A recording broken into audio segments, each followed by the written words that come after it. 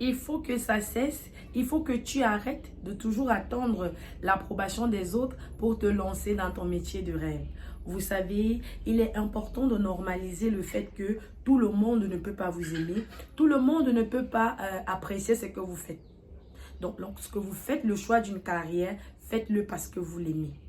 Ne le faites pas à cause de la pression familiale. Ne le faites pas à cause de la pression de la société. Ne le faites même pas parce que vous fuyez le chômage. Car si vous le faites pour ces 3 raisons-là, vous allez facilement vous lasser de votre métier. Vous allez facilement vous fatiguer. Aujourd'hui, il y a des personnes qui m'écrivent, me disent, Brenda, j'exerce dans X ou Y corps de métier, je ne me sens pas à l'aise. J'ai l'impression que je n'ai pas ma place là-bas. J'ai même envie de démissionner, je n'aime même pas partir. Ce type de discours, on les entend tous les jours. Pourquoi? Parce que ces personnes n'ont pas fait le choix de leur métier par amour, mais beaucoup plus parce qu'ils ont visé l'intérêt. Oui, il faut qu'on se dise la vérité. Il y a l'intérêt. Il y a aussi peut-être parce qu'ils se sont fait conseiller par X ou Y. Aujourd'hui, ils veulent démissionner, ils veulent partir de là parce qu'ils n'aiment pas. Il est important de choisir un métier que vous aimez parce que vous le ferez tous les jours. Vous le ferez avec passion, avec engouement. On n'aura pas besoin de vous forcer pour vous rendre au bureau, pour vous rendre dans votre lieu de service. Vous serez toujours volontaire. Vous êtes médecin. Quand vous aimez votre métier, vos patients le ressentent par la manière dont vous les traitez. Vous êtes coiffeuse. Vous traitez tellement bien vos clientes qu'elles se sentent comme des reines quand elles viennent dans votre salon. Elles voudront toujours venir. Vous êtes homme en tenue, femme en tenue. Les gens viennent toujours dans votre commissariat et lorsqu'ils viennent, ils demandent une seule personne, l'adjudant-chef tel. Pourquoi? Parce qu'ils savent que vous êtes objectif. Vous ne faites pas la combine ou la corruption.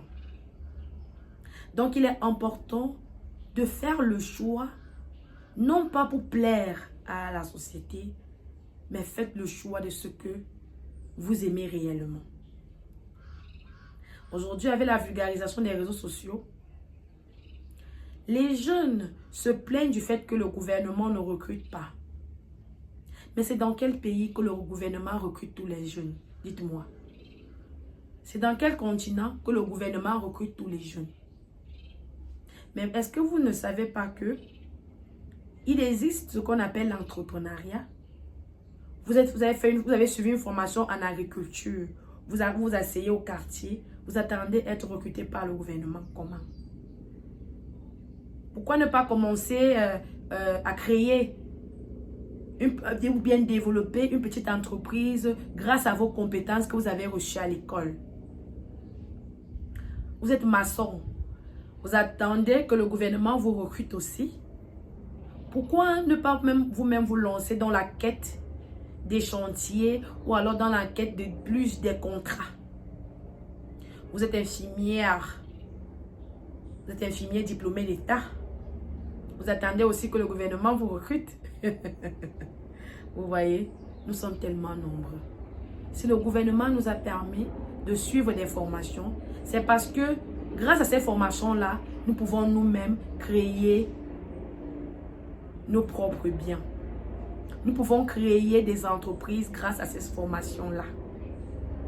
Nous pouvons créer ces capitaux-là.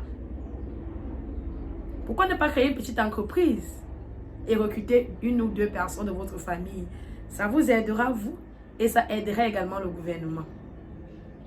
Aujourd'hui, je viens par ce cri de cœur vous dire que le tout n'est pas de se plaindre, parce que c'est facile pour chacun de nous de se plaindre.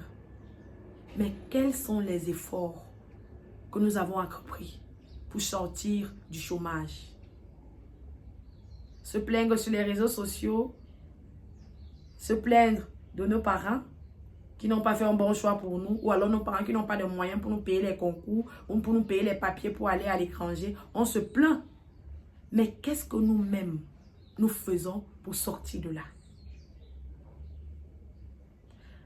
En 2025, arrêtons de nous faire du mal. Au lieu de se plaindre, consacrons cette énergie pour réfléchir, pour développer des stratégies d'entreprise, pour développer des business qui pourront nous aider demain ou après-demain à recruter les autres. Si cette vidéo a été éducative pour vous, commentez, partagez et likez. Pour ceux qui ne sont pas encore abonnés, n'oubliez pas de vous abonner. Pour ceux qui sont déjà abonnés, restez scotchés parce que du lourd arrive. Bye bye!